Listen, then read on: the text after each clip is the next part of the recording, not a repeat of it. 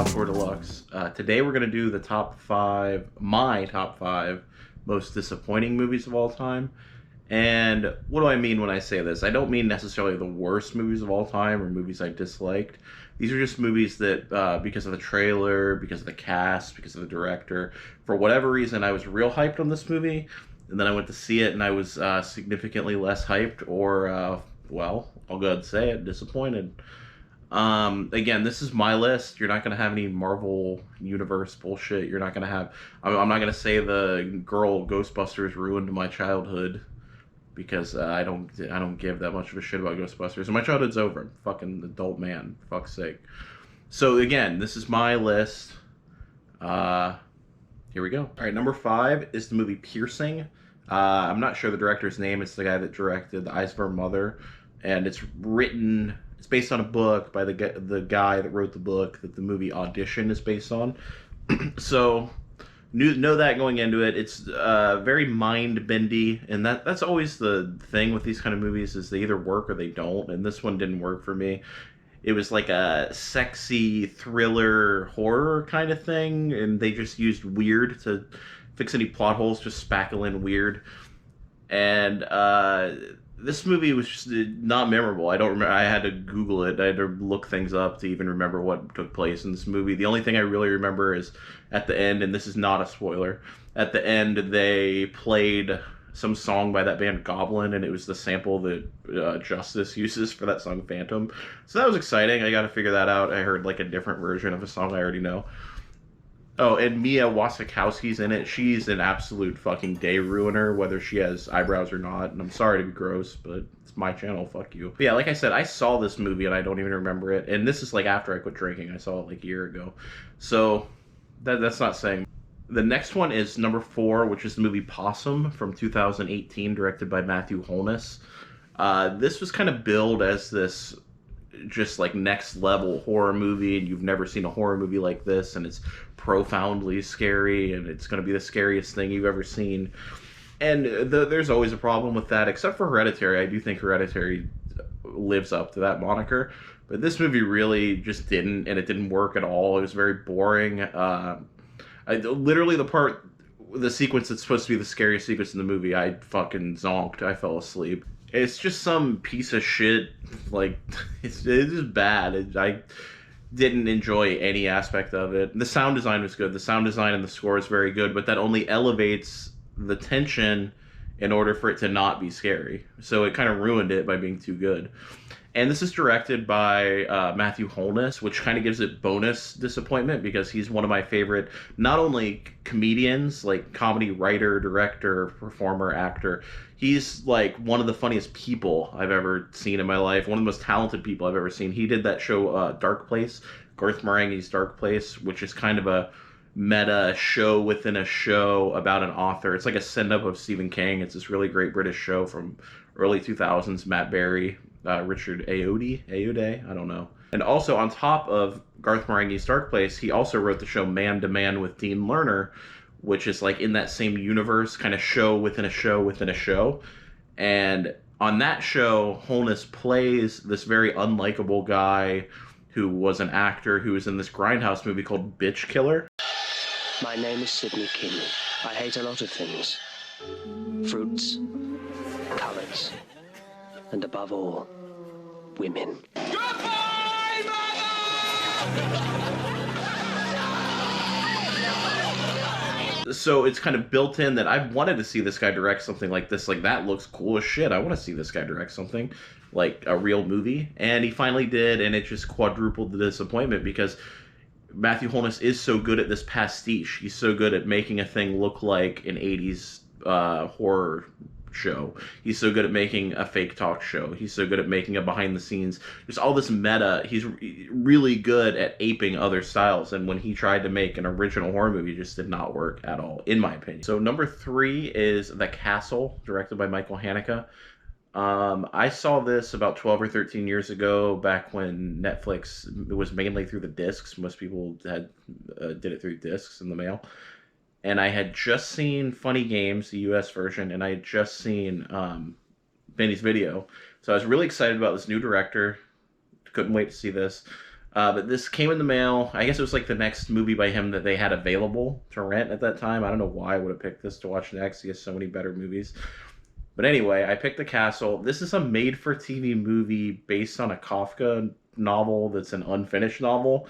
So it's got all these things going against it. Haneke is dense anyway, and his my least favorite Haneke movies are not written by him. So it's adapted from a Kafka novel, unfinished.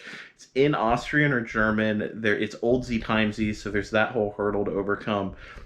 It's dense anyway because it's Haneke, and he likes to do long takes, and he likes to be complex for complex's sake at certain points. And there's literally no fucking ending. So this movie, it not only made me fall asleep, it gave me a headache and then made me fall asleep. It's just not worth trudging all the way through. There's so many better Haneke movies that, like, why watch this? I have no desire to ever see it again. Next on the list is from 2016, the Coen Brothers' Hail Caesar. I was excited about this because you look at the trailer and it looks like it could be Big Lebowski-ish. It could be, like, funny, I guess. I don't really remember if it was funny because I fucking fell asleep. It was terrible. But yeah, you look at the cast. You've got Josh Brolin, you've got Scarlett Johansson, you've got Fat Jonah Hill, you've got Channing Tatum. You've got a really good cast. You've got a strong cast. Two of my favorite directors. Production value looks insane. And it looks like it could be funny, could be good. This movie could not be more boring. It could not be more up its own ass. It's just extremely. It's got like biblical analogies that are over my head. It's got old Hollywood analogies that are over my head. It's just the time in history it takes place. It's like Cold War, Red Scare shit going on. It's just a perfect storm of things I do not care about and don't have the patience to put energy into caring about. So yeah, that's the only time I've ever fallen asleep in the theater. I think I fell asleep when I saw Lord of the Rings 2, but I think I just tell people I fell asleep because it's so fucking boring. But this, I fell asleep. I fell asleep in the theater. It's just so much going on that doesn't need to be going on, and like little nods to whatever the fuck. It's like someone who enjoys New Yorker cartoons would like this. It's like the whitest people shit ever. And this movie makes you two look like the fucking Wu-Tang Clan. And also, just as a PSA, this is on Netflix now. I think it's newly on Netflix.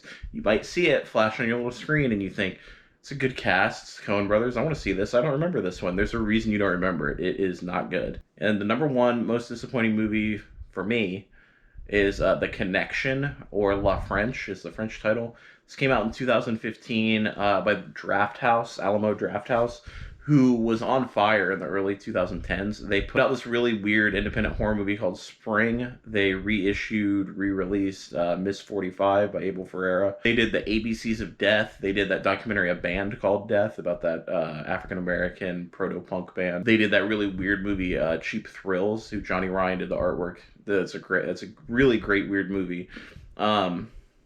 But they also did The Connection. So I was fully on board. This is like kind of pre-A24, post-Palm.